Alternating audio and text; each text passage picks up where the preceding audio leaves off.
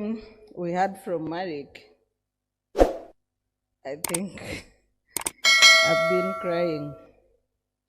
Not that it's the first story, and Marek, we are sorry you had to go through that. Not that it's a first or new story. I attended the human rights exhibition in Nairobi, where all politically associated victims of torture were present. I saw the Uganda I never knew in that exhibition, and I know after that we were under constant harassment by the state on why we had to go to Nairobi for that joint exhibition by then FDC, National Unity Platform, hosted by the Human Rights Commission of Kenya, the NGO. At times you don't know which country we are living in. Whether you are in the middle of Gaza, whether you are in the middle of former Kosovo, Somalia, at times it's difficult to tell. Imagine what he went through in a space of about 2 or 3 days. Things I'm sure he would never have imagined that he would go through, especially as an advocate, where you think you are a defender of other people. You are a defender of society. And then you find yourself in that dungeon. And we are all potential victims of that. Everybody. You look at stories of the basement, teaching Nyankore. Unfortunately, a language that happens to be, the mother language for some of us. What kind of nation are we going to hand over to our children and grandchildren? I know many of the people who enjoy impunity don't think about such things. But if your grandchildren ask us 40 years from today, what shall we tell them? That what was our contribution as this was happening? I used to ask my father as a child on how they could let Idi Amin rule for 9 years. But here we are, stuck 40 years and still counting. When I tell my children that President Museveni came to power when I was in lower primary, they look at me as if I'm some kind of, maybe it's a mental problem. But I was 9 years old. And here we are. Many of you were not even born.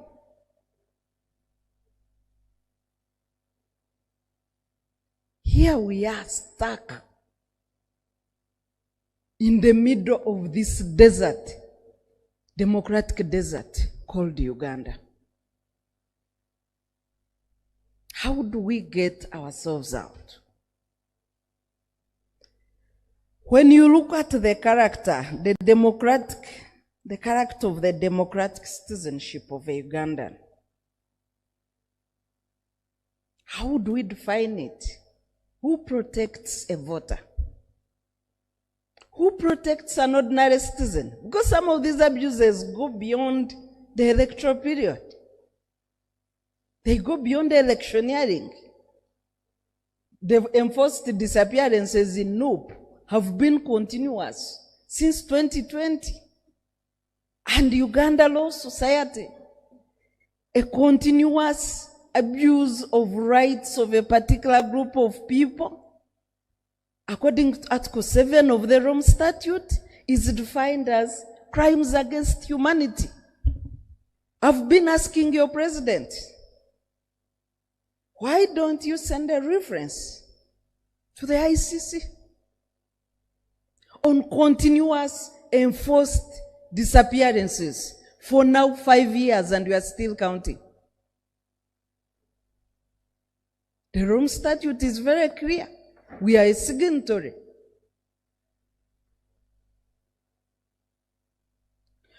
When you look at the state of the rule of law, of course, in the country, where the law society is a custodian and the eyes of the public, the recent World Justice Project ranked us 121 out of 142 in terms of rule of law. That's our score.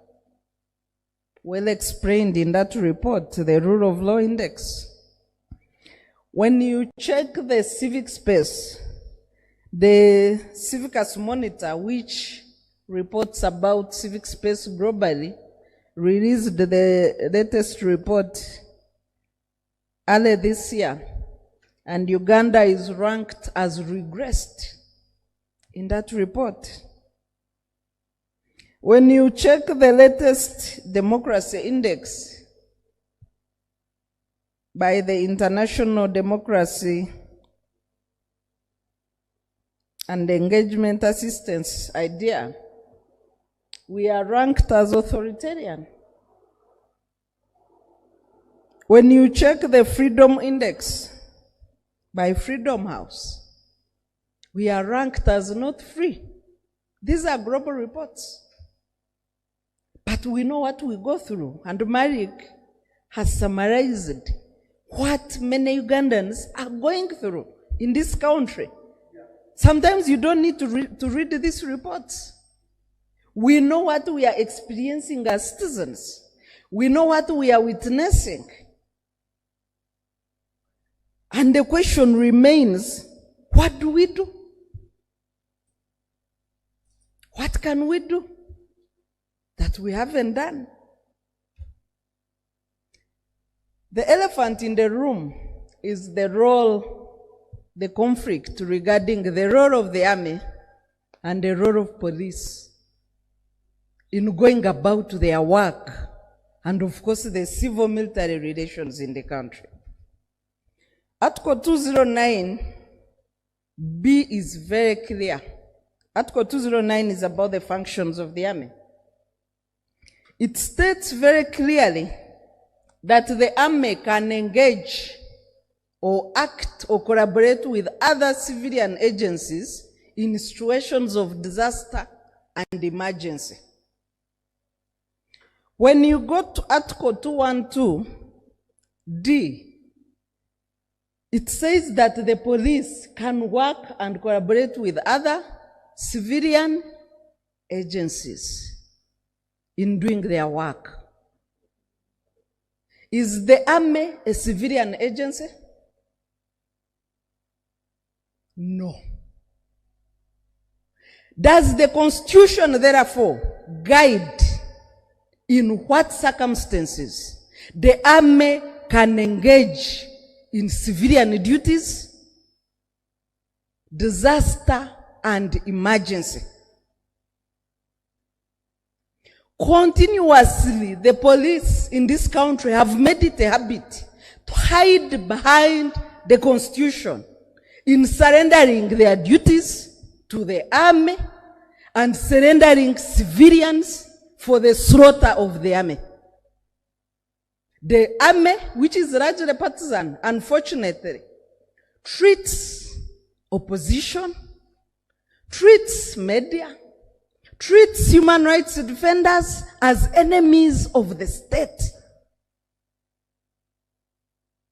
And then you have the police in abuse of the Constitution, hiding behind these two articles. I want to invite the Law Society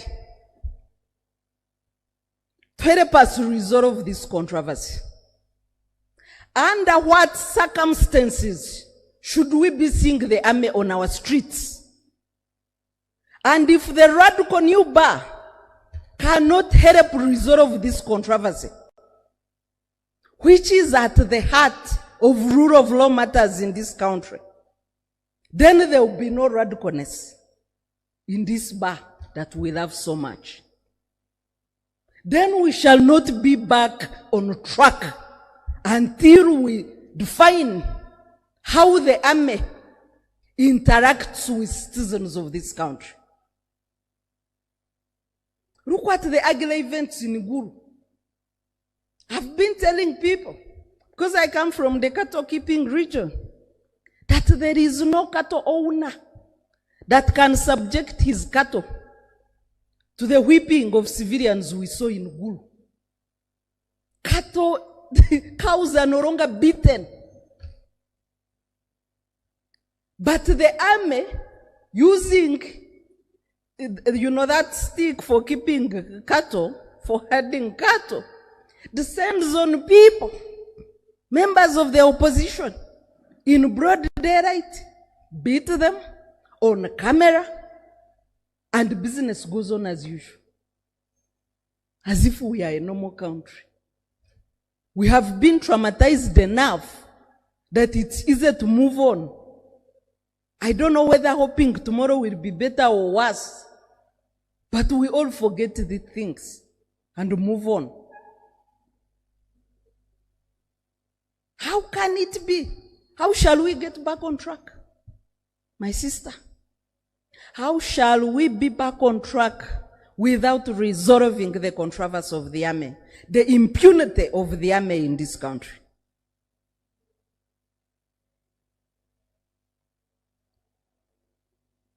Of course, we have other irregularities that have happened. Blocking rallies, I think in 5 districts now.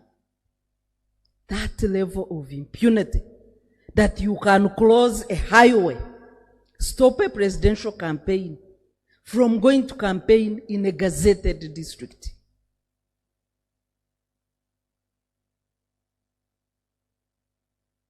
That you can close a candidate to sleep on the road or spend 5+ hours on the road.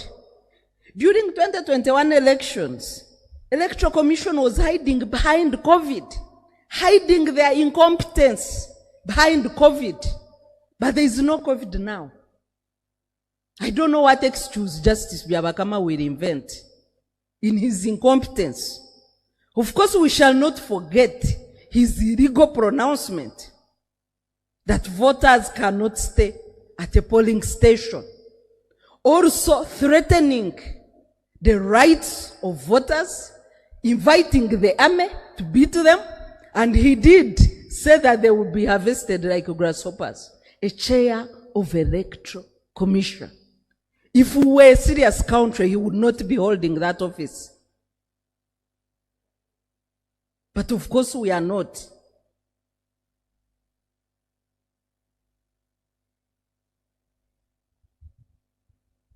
What are the principles that can promote democracy in any country? The first one, of course, is rule of law. Ours is contested, constrained. It only favors the rich. Independent institutions, of course, we are paying the price for the life presidency and total state capture in the country. Active citizenry. I don't think we have even 3% of active citizens in this country. Because if we did, this impunity would not be happening. And of course, then free and fair elections and transparency and accountability. When it comes to matters elections, I want to give another challenge to the Uganda Law Society, and that does not include us. It's not that we think you should do everything. We are also here and we can partner. Can we help this country define what an election is and put it in law? I know that we have enough laws really to conduct a normal, free and fair election, as much as we need more reforms, but laws are not self-implementing. Even the few laws that we have, nobody is implementing them. So I don't think that even the campaign for reforms is what we need in this country. Can we first make sure that laws are respected and implemented? So we need as a country to define what an election should be and what are the minimum standards of an election. failure of which, then that exercise should not be called an election. And if we can achieve this, like this exercise Justice Byabakama is presiding over, is an arete. Why do I call it an arete? And I want to give 2 examples of what previous chairs of Electoral Commission have done. The first one, Justice Chairman Akabwai, Stephen. When the army interfered with elections in Gulu, campaigning for Honorable Betu Gombe against Norbert Mao, Justice Akabwai wrote the first warning that the army must have no role in elections. They ignored it. He sent his deputy, who was then Haj Aziz Kasuja, on the ground. Once Aziz Kasuja came with a report, he stopped that election. After further assessment, he declared Norbert Mao the winner. They didn't go to voting. When Aziz Kasuja later becomes the chair, a by-election in Urukunjiri, and the army interferes at the beginning of reform agenda.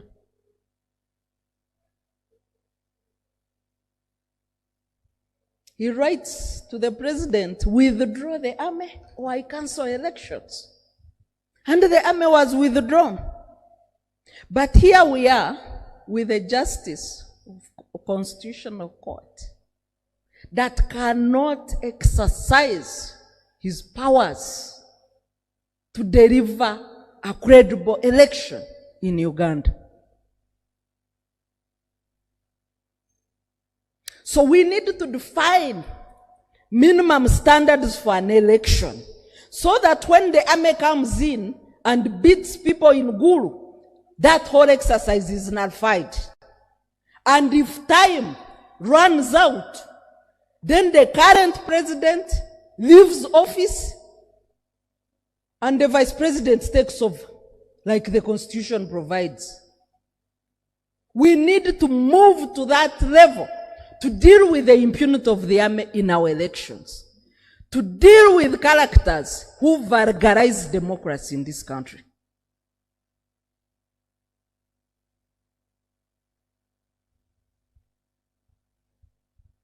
We need also, and this is my 3rd recommendation as I conclude, we need also, led by the Radical Nuba, to drag the IGP to court to explain under what circumstances does he invite the army to torture Ugandans in the day-to-day policing that is his duties in the Constitution. Under what circumstances does he hand over his work to the army? And who is accountable for the violations of the army against Ugandans pretending to be doing law and order work that belongs to the police? I thank you very much.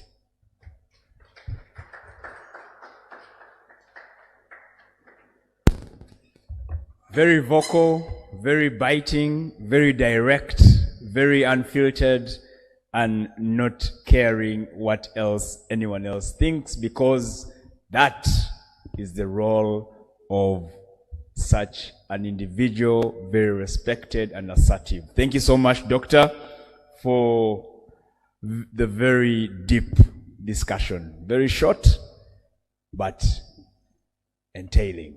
We appreciate that. We really appreciate. This is not the first time. You've always put us to task.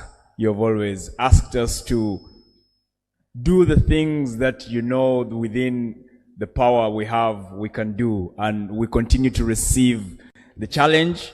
You have left us with so much to do. The 2 questions that you've asked are very critical. The role of the army, citing the articles in the Constitution 209, vis-a-vis 212, which of course also puts the police into question of how to collaborate and whether the army is a civilian agency. And of course, the history of painted of Idi Amin, the late, may his soul rest in peace, of 9 years, of course, leaves us wondering, because, of course, as we are, some of us began with the president of Uganda as the president himself, and that answer is, that's a question we've been answering from primary one, who is the president of Uganda, and I won't say my age, but clearly 40 years down the road, we are still answering the same question. And you said it's counting easily. Yes, we are counting, and we are stuck. We are stuck in a trench, and we wonder how to come out. The answers lie in the continued fight, the continued rule of law pursuance, and the continued questions being asked, especially given that these departments are hiding behind the Constitution. Is the Constitution weak? Is it that we cannot use the Constitution anymore to advance the rule of law? The principles that you have identified of formidable democracy, rule of law, independent institutions, active citizenry, free and fair elections, and finally transparency and accountability are principles that we are all aware of, but we have failed to collect ourselves as a people, as a responsible citizenry that can come together and show that numbers will speak more than authority.